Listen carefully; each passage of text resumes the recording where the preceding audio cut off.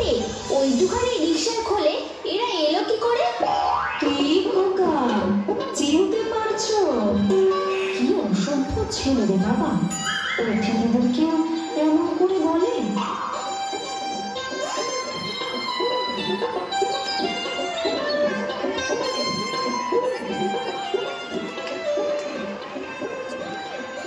ও মা, আমার কি ভাগ্যি, ছেনু মাসি বেনু মাসি যে এতদিন পরে বুঝি মনে পড়লো।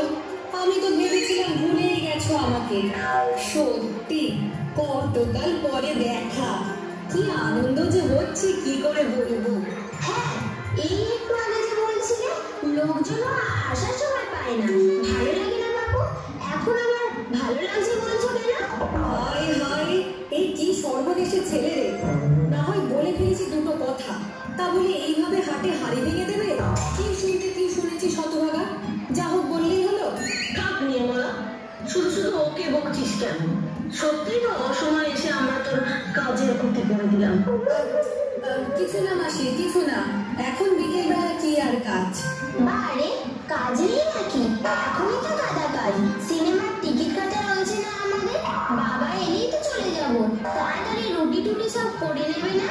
যা বের হ, শতভাগা লক্ষ্মী ছাড়া ছেলে। এই ছেলেকে তুই আছাড় মারলে কবে রাগ যায়?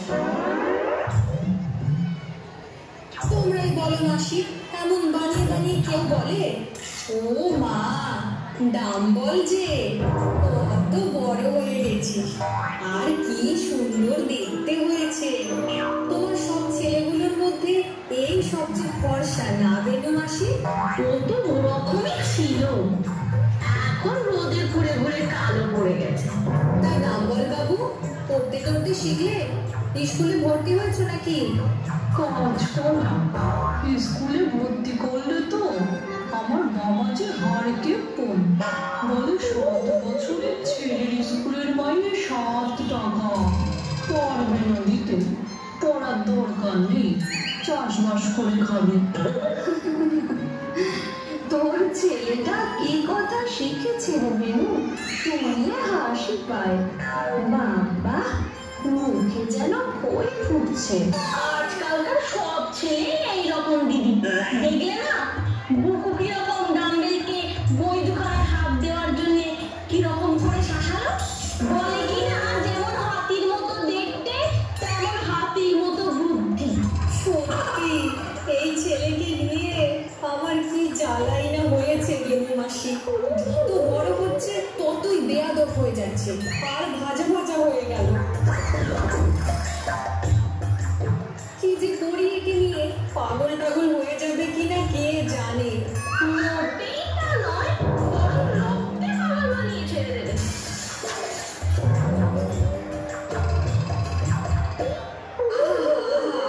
থাক না, ওকে বকতে হবে না।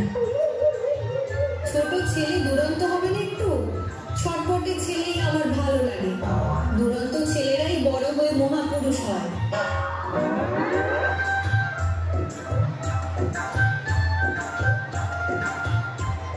আমাদের পাশের বাড়ির চৌমতি একটা ভালো বাড়ি বিয়ে হয়েছে জানিস। ছেলেটা ভালো, মেয়ের বাড়ি গরিব বলে গয়নাগাটি নিজেরাই কিনে দিয়েছে। অনেক কিছু দিয়েছে বুঝি? গরিবের কাছে অনেকটা বটে। 2 কাছা সোনার চুড়ি, কানের দুল, নাক চাবি, সোনার হার, সোনার আংটি, তাতে আবার বড়ের নাম লেখা। আর যে বেনারসিটা দিয়েছে কি সুন্দর ছিল, কি বলবো। বুকু, তোর বাবা এসেছে অফিস থেকে? এলে বলবি মাসিরা এসেছেন। এসে তো আছে, রেডিও আছে, বলছে এই মাসিমারা আর আসার সময় পেল না। বেঁচে বেঁচে ওদের সিনেমা দেখতে যাওয়ার দিনেই আসার ইচ্ছা হলো।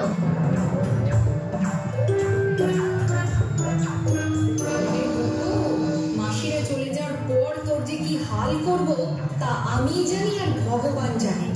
আজ তোর পিঠের চামড়া যদি না তুলে নিই, তাহলে তোর একদিন কি আমার একদিন। আজ তাহলে উঠিনি বল, তোর অনেক ক্ষতি করে দিলাম আমরা।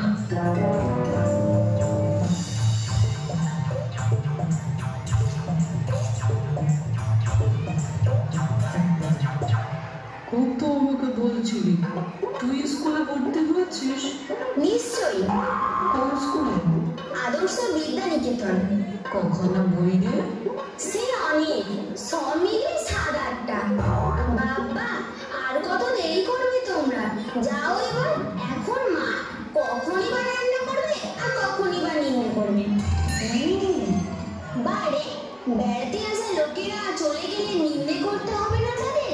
বলতে হবে না ছেলেটা কি অসভ্য, হ্যাংলা, মাসিমারা কি অহংকারী, শুধু শুধু একটা পয়সা খরচা হয়ে গেল। তাছাড়া বলো বাবা, বলো, আমার বই বলো।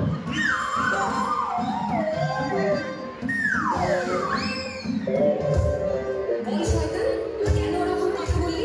হতচ্ছাড়া বেয়াদব, মেরে তোকে আজ মেরেই ফেলবো। লক্ষ্মী ছাড়া পাজি বাঁদর, লোকের সামনে আমার মুখে চুনকালি মাখালি। কি হয়েছে? তোমার এই ছেলে আমার মাসিদের সামনে বলে আমি আর তুমি নাকি ওদের নিন্দে করি। আরে আরে, মারছো কেন? নিজেই তো সবাই বারবার করে বললে সবসময় সত্যি কথা বলবি, কারো কাছে লুকোচুরি করবি না।